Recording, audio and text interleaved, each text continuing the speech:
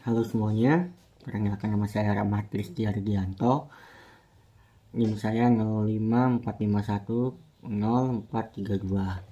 Nah, saat ini saya akan mempresentasikan tentang bagaimana penggunaan teknologi CRISPR Cas09 yang aman dan etos dalam bidang kesehatan. Jadi akan saya paparkan bagaimana penggunaan tentang terapi teknologi CRISPR Cas9 yang aman untuk dilakukan para ahli ke pasien. Jadi apa sih yang pertama tentang CRISPR Cas09 itu?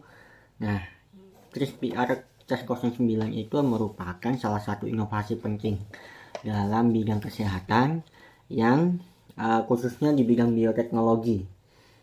Ini memungkinkan untuk para ahli kesehatan atau ilmuwan dalam melakukan modifikasi DNA secara lebih cepat dan efisien.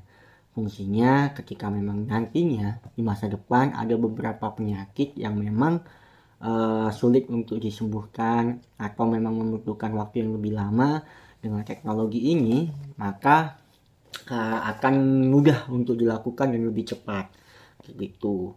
Nah, hal-hal apa saja yang menjadi pokok penting dalam prinsip teknologi ini untuk dilakukan? Yang pertama memang harus dilakukan untuk para ahli di bidang tersebut. Yang kedua, keamanan, ya, mengutamakan keselamatan pasien dan juga masyarakat. Yang ketiga, presisi dan kontrol dalam meminimalkan kesalahan pengeditan gen dan efek off target. Yang keempat, berbasis bukti ilmiah dan menggunakan data yang valid dan terverifikasi. Dan yang kelima, keadilan dan kepatuhan dalam regulasi, standar etik serta hukum yang berlaku. Nah, macam-macam apa saja yang bisa digunakan untuk teknologi penggunaan CRISPR Cas09 ini dalam bidang kesehatan? Yang pertama yaitu terapi gen somatik, yang kedua terapi in vivo, ketiga terapi ex vivo, yang keempat screening obat dan penelitian, dan yang kelima pencegahan penyakit genetik.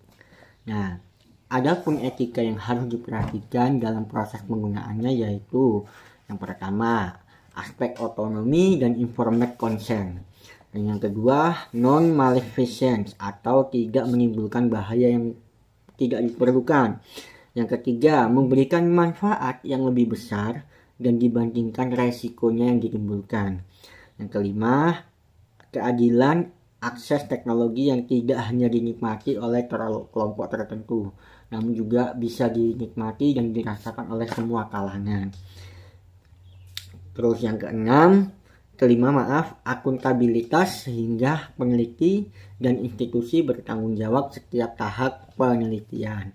Yang keenam, perlindungan generasi mendatang atau terutama pada terkait pengeditan gen yang dapat diwariskan. Jadi memang perubahan atau modifikasi gen tidak serta-merta hanya dilakukan secara tanpanya adanya prosedur ataupun kepentingan yang bermanfaat untuk umat manusia ke depannya. Nah, untuk resiko dan keterbatasan apa saja yang bisa terjadi yaitu terjadinya off target, yaitu pemotongan DNA pada lokasi yang tidak diinginkan. Yang kedua, respon imun yang tidak sama dengan genetik yang dimodifikasi. Terus ada penyakit yang ditimbulkan. Dan yang terakhir, dampak jangka panjang yang masih perlu dipantau. Jadi mungkin itu sekian yang bisa saya sampaikan. Kesimpulannya yaitu teknologi CRISPR Cas9 memiliki potensi yang sangat besar jika dilakukan dengan benar sesuai prosedur dan oleh para ahlinya. Dan hal ini akan merevolusi dunia kesehatan melalui terapi genetik yang lebih efektif dan presisi, khususnya pada beberapa penyakit yang memang membutuhkan tingkat penanganan yang lebih lanjut gitu. Namun pemanfaatannya harus mengutamakan keamanan, etika serta ilmiah yang sudah terregulasi. Jadi tidak semua orang bisa melakukan, hanya pada para ahli yang sudah melakukan verifikasi serta regulasi yang sudah terlewati gitu, guna untuk manfaatkan teknologi ini bisa dirasakan oleh semua kalangan. Sekian mungkin presentasi dari saya. Terima kasih.